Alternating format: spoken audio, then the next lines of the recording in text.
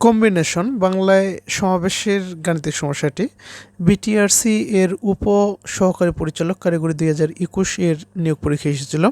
কি বলেছে যে 10টি বইয়ের মধ্যে 4টি বই কত প্রকারে বাছাই করা যায় যাতে নির্দিষ্ট 2টি বই সর্বদা বাদ থাকে। এখানে 4টি অপশন দেওয়া রয়েছে।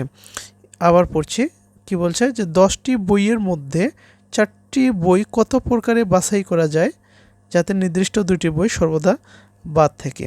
তো এখানে 10টি বইয়ের কথা বলেছে, তো আমরা ধরে নেই A B C D E F G H I জি।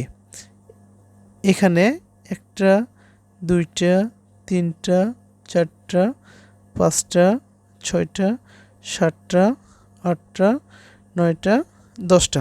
এই যে এখানে 10টি ধরলাম যে A B C D E F G S I J, এই 10টি বইয়ের নাম। এই 10টি বই এখানে দেওয়া রয়েছে। বলেছে এই 10টি বই হতে 4টি বই কত প্রকারে বাছাই করা যাবে। এই 10টি বই হতে কয়টি বইয়ের কথা বলছে? এই 10টি বই হতে আমরা 4টি বই কত প্রকারে বাছাই করা যাবে সেটা আমরা নির্ণয় করব। তবে এখানে একটা কন্ডিশন দেওয়া রয়েছে, যাতে নির্দিষ্ট 2টি বই সর্বদা বাদ থাকে। নির্দিষ্ট 2টি বই, তো ধরে নিলাম এই নির্দিষ্ট বই 2টি এ এবং বি। তাহলে কি এ বি কী থাকবে? সর্বদা বাদ থাকবে। আচ্ছা, এ বি যদি 2টি বই সর্বদা বাদ থাকে তাহলে এখানে বইয়ের সংখ্যা কয়টি দাঁড়ালো? এখানে টোটাল হচ্ছে কয়টি? 10টি। যদি এ এবং বি সর্বদা কী হয়? বাদ থাকে, তাহলে এখানে যে বাকি যে বইগুলো থাকে, বাকি বই কয়টি? 8টি। তাহলে আমাদের কি করতে হবে? এই 8টি বই থেকে আমাদের কি করতে হবে? 4টি বই বাছাই করতে হবে। এই 8টি বই থেকে 4টি বই বাছাই করার যে সংখ্যা, সেটাই হবে কি আমাদের কাঙ্ক্ষিত অ্যান্সার। তাহলে এই 8টি বই হতে, এখানে কোশ্চেনে বলেছিল কিন্তু 10টি বইয়ের কথা, তাই না? বলেছে 10টি বইয়ের মধ্যে 4টি বই বাছাই করতে হবে, কিন্তু এখানে শেষের দিকে একটা কন্ডিশন দেওয়া রয়েছে। কি বলছে যেখানে, যে নির্দিষ্ট 2টি বই সর্বদা বাদ থাকবে। তো নির্দিষ্ট এই 2টি বই সর্বদা বাদ থাকবে, তাহলে বাদ যদি থেকেই থাকে এই 2টি বই, তাহলে এখানে আসলে কি যে 8টি বই থেকে আমরা কি করতে পারবো? 4টি বই বাছাই করতে পারবো। তো 8টি বই থেকে 4টি বই বাছাই করার যে সূত্র, সেটি হচ্ছে কি 8C4। যেমন আমরা পূর্বের ক্লাসে দেখেছিলাম যে n সংখ্যক বিভিন্ন জিনিস হতে প্রত্যেকবার r সংখ্যক বিভিন্ন জিনিস নিয়ে যে বাছাই সংখ্যা, সেটা হচ্ছে কি NCR। আর NCR সমান আমরা কি জানি? এখানে n ফ্যাক্টোরিয়াল, নিচে কি রয়েছে? r factorial into n minus r factorial. NCR সমান এটা জানি। তাহলে 8CR সমান আমরা কি লিখতে পারি? না সরি, 8C4 সমান লিখতে পারি কি 8 factorial divided 4 factorial into 8 minus 4 factorial. আর এটার যে মানটা, সেটি হবে কি এই গাণিতিক সমস্যাটির কাঙ্ক্ষিত অ্যান্সার। তো 8 ফ্যাক্টোরিয়াল উপরে লিখি 8 ফ্যাক্টোরিয়াল, নিচে এখানে কি 4 ফ্যাক্টোরিয়াল ইন্টু 8 থেকে 4 বাদ দিলে কি 4 ফ্যাক্টোরিয়াল। উপরে রয়েছে 8 ফ্যাক্টোরিয়াল, নিচে কি 4 ফ্যাক্টোরিয়াল। তাহলে আমরা 8 ফ্যাক্টোরিয়ালটাকে কাজ করব।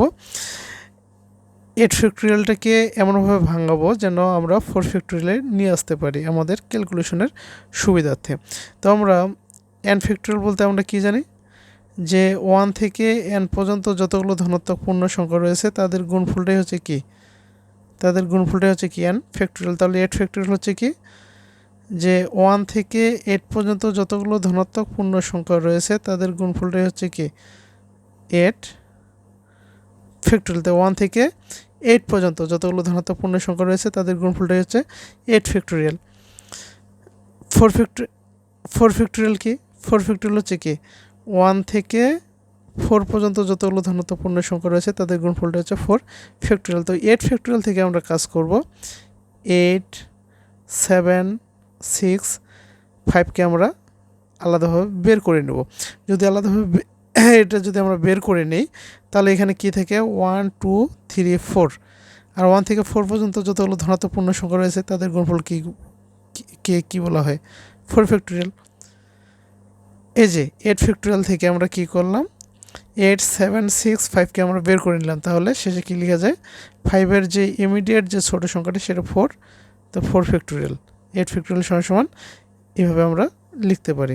তো এই 8 ফ্যাক্টোরিয়ালের জায়গায় আমরা এটা লিখব 8 into 7 into 6 into 5 into 4 factorial, নিচে কি এই একটা 4 ফ্যাক্টোরিয়াল সমান আমরা এটা এভাবে লিখব 4 ইন্টু 3 ইন্টু 2 ইন্টু 1, আর একটা 4 ফ্যাক্টোরিয়ালকে 4 ফ্যাক্টোরিয়াল রেখে দেবো, উপরে নিচে 4 ফ্যাক্টোরিয়াল কেটে যায়।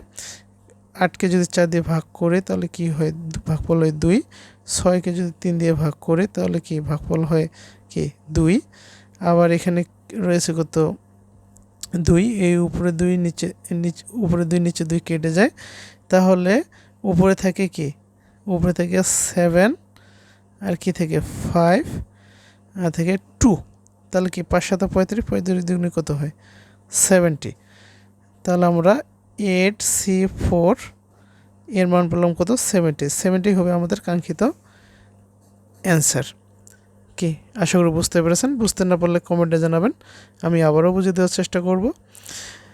তো এখানে আরেকটু আমি সংক্ষেপে বলি যে 10টি বইয়ের মধ্য থেকে 4টি বই কত প্রকারে বাছাই করা যায় সেটা আমাদের নির্ণয় করতে বলছে, কিন্তু শেষের দিকে একটা কন্ডিশন দেওয়া রয়েছে যেখানে নির্দিষ্ট 2টি বই সর্বদা কি বাদ থাকবে। তো 10টি বইয়ের মধ্যে যদি 2টি বই বাদ থাকে তাহলে বাকি কয়টি বই থাকে, এখানে 10টির মধ্যে থেকে 2টি বাদ, তাহলে বাকি থাকে কয়টি, 8টি বই। তাহলে আমরা কি করব, এই 8টি বই থেকে আমরা কি করব 4টি বই বাছাই করব। তাহলে 8টি বই থেকে 4টি বই বাছাই করার যে সূত্র সেটা হচ্ছে 8C4, আর 8C4কে ক্যালকুলেশন করলে আমরা অ্যান্সার পাই কি 70।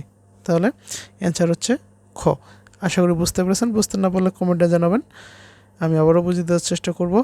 আর আমার এই ভিডিওগুলো যদি আপনাদের ভালো লেগে থাকে তাহলে অবশ্যই ফেসবুক থেকে বিবি মেথ একাডেমি ফেসবুক পেজটি ফলো করে রাখবেন, লাইক কমেন্ট শেয়ার করবেন, এবং ইউটিউবে বিবি মেথ একাডেমি ইউটিউব চ্যানেলটি সাবস্ক্রাইব করে দেবেন, লাইক কমেন্ট শেয়ার করবেন, পাশে থাকবেন, আশা করি উপকৃত হবেন।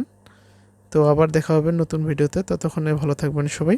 আর একটা কথা বলে রাখি, বিবি মেথ একাডেমি ফেসবুক পেজ এবং বিবি মেথ একাডেমি ইউটিউব চ্যানেলে যে কোনো অধ্যায়ের যে গাণিতিক সমস্যাগুলোর সমাধান করার পূর্বে বেসিক থেকে শুরু করা হয়।